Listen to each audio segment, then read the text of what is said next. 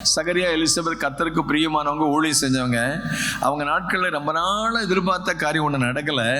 ஆனால் அது ஒன்று நடக்க போகுது.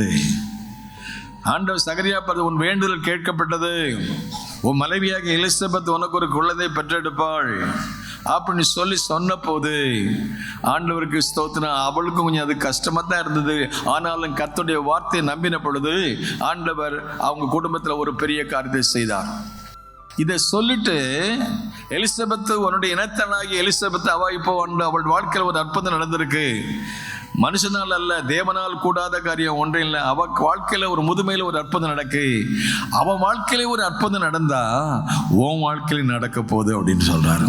யாரை பார்த்து? மரியாதை பார்த்து. அல்லேலூயா சொல்லுமா? ஸோ டைரக்டாக சொன்னாலும் கொஞ்சம் யோசித்து பாரு. அந்த எலிசபெத் வாழ்க்கையில் ஒரு காரியத்தை கர்த்தர் நான் செய்ய போகிறேன், அதே மாதிரி உன் வாழ்க்கையில் செய்ய போகிறேன் அப்படி சொல்லிட்டு என்ன சொல்ல வந்தார்? தேவனால் கூடாத காரியம் ஒன்றுமே இல்லை.